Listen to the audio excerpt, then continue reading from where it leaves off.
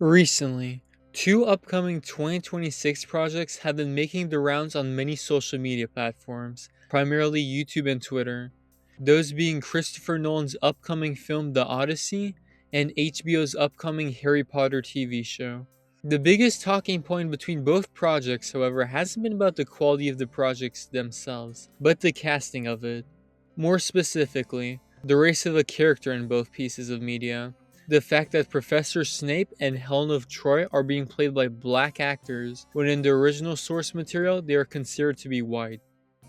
Grifters and racists online have been losing their minds over this and disavowing both projects despite neither of them being released as of now, claiming this unfaithfulness to the source material is an absolute disgrace. But, does race actually matter in the media? For the most part, no. So in today's video, I'll be showing you why this conversation about race in movies and shows, and race swapping in general, is completely meaningless, and how complaining about this, you're just really outing yourself.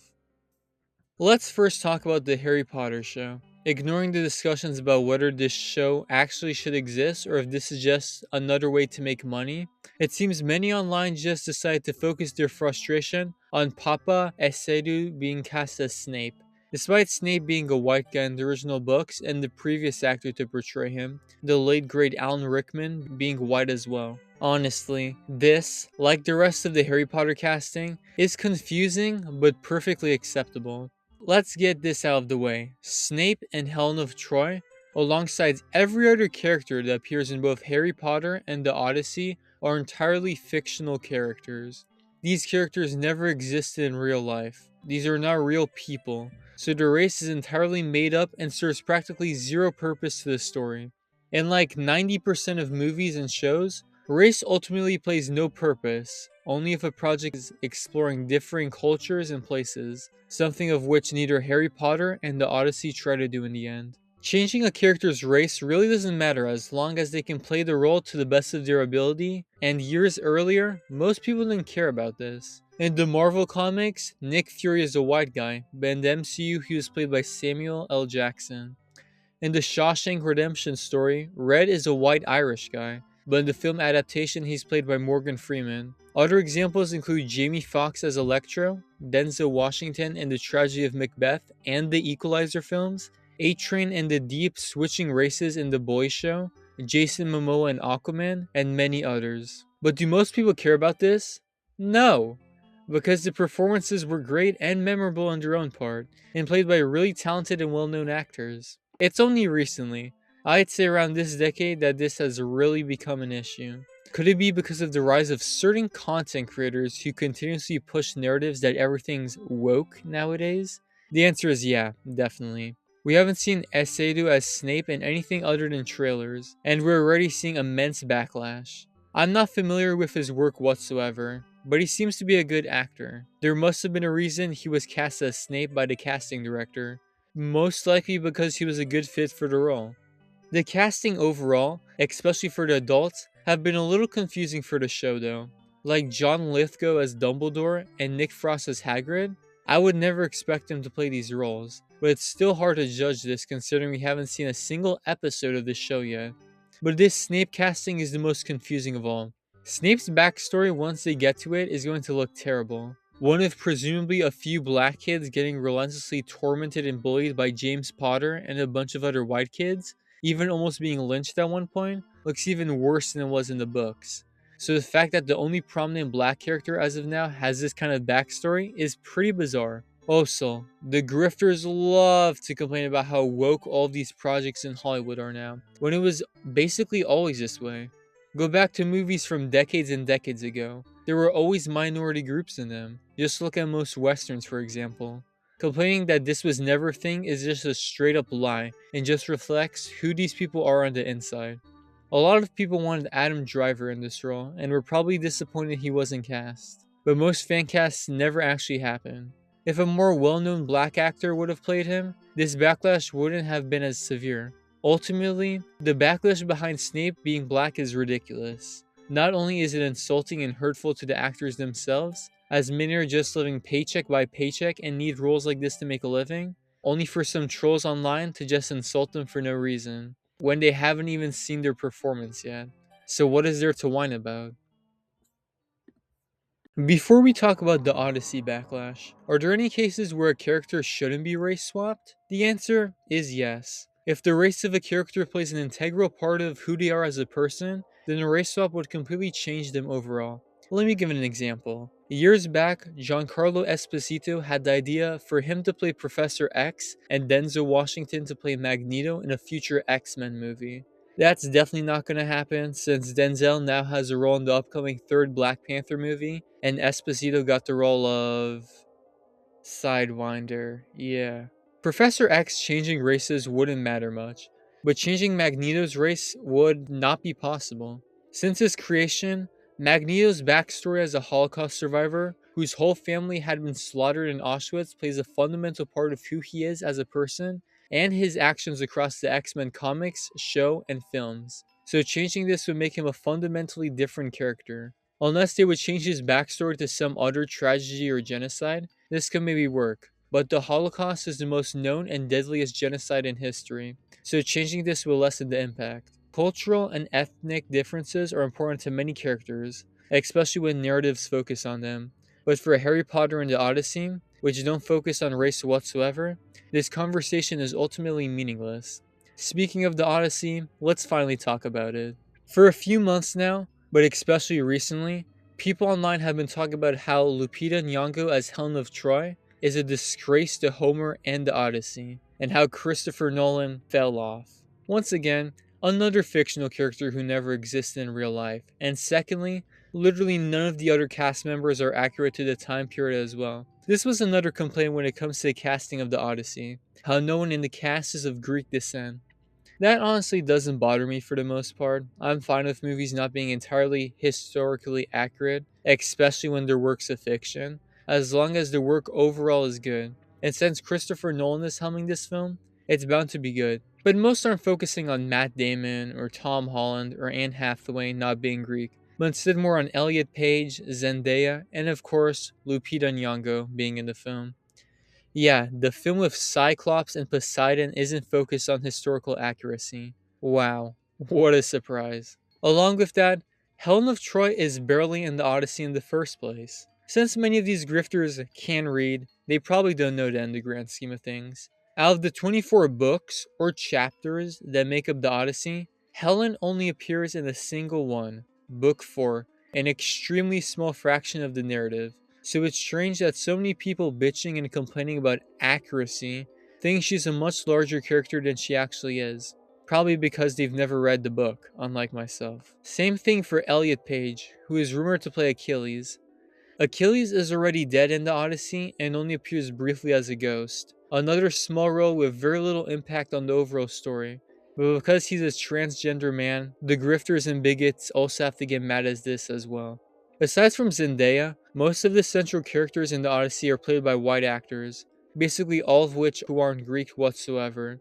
So if you are going to complain about casting accuracy, then talk about that instead.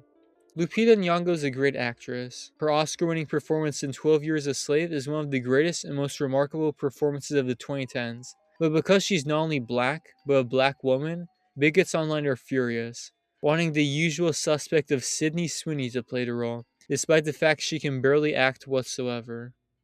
But why does the Odyssey story seem to be bigger than the rest? Well, because none other than Elon Musk himself decided to chime in and show us he's perhaps the biggest grifter and LARPer of them all. Elon Musk has been typing away about how Christopher Nolan has sold out, how his version of the Odyssey is a woke DEI bullshit movie, how he's not only doing this to win Oscars and to meet DEI standards, but also being disgraceful to Homer himself. First off, Nolan already has 2 Oscars. I doubt he'll need any more or wants any more. And along with that, I don't think Homer would care much, if he ever even existed, which is highly debated to this day whether it was one person or multiple who wrote the Odyssey and its predecessor, the Iliad. And when it comes to DEI standards, out of the 621 films that have ever been nominated and won Best Picture, do you know how many of them would be affected by this so-called policy? Not a single one. Going back nearly 100 years, every single film would have been nominated regardless of this rule or not. It makes sense. America is not filled entirely of white people, so regardless of this rule, it makes sense. especially as this country diversifies more and more, that there would be more people working on films in front and behind the camera. Speaking of which, do you know what group of people benefit from DEI the most? White women. Yeah, look it up anywhere you want, you'll see that white women make up the majority of DEI programs. Something Musk and Grifters usually don't mention. I mean, they also don't seem to think very highly of women in general, but people of color are usually their punching bag instead. If you use DEI and woke unironically to call marginalized groups who are getting jobs, there's something wrong with you. Because this stuff really doesn't exist when you look at the greater world around you. It's not like Elon Musk is a racist or anything, of course. Look up Elon Musk black people for all of the wonderful things he and his companies have contributed to the black community throughout the years, along with the many other marginalized groups out there that he loves with his whole heart. Elon Musk and other big grifters across social media all have one goal in mind: to get as much money and clout as possible, even if it's about something they like. I mean, 2 years ago, Elon Musk was talking about how cool Christopher Nolan is. Why does sudden change? Listen, I'm not even the biggest Christopher Nolan fan. People have pointed out in the past how little people of color actually are in his films. Aside from Rami Malek, who plays a white guy, there's basically not a single person of color in Oppenheimer. But now that there are a lot of people of color in a Nolan film, something which really didn't bother people with Tenet, these people need to get their clicks and views.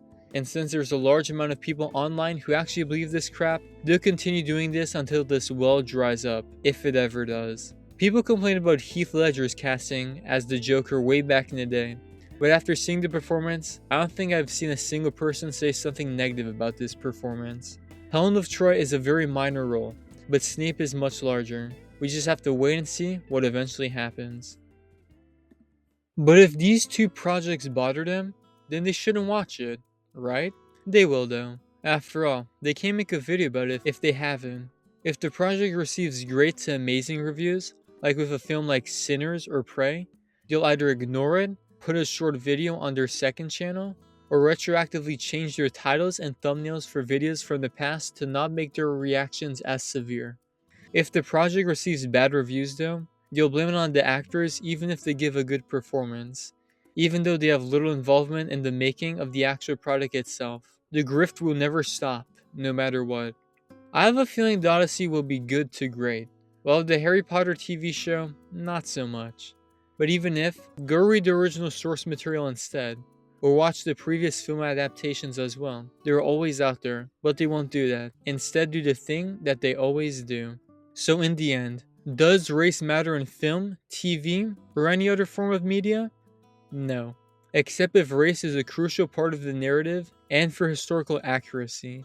I believe that race ultimately plays no role in film and that practically all roles can be played by an actor despite their skin color. The same thing can also apply to gender and sexuality as well. If a role is gender swapped or a character is gay, that also doesn't matter, and these things don't play a role in any narrative except if it would come to romance. If that would even be a big part of the narrative whatsoever.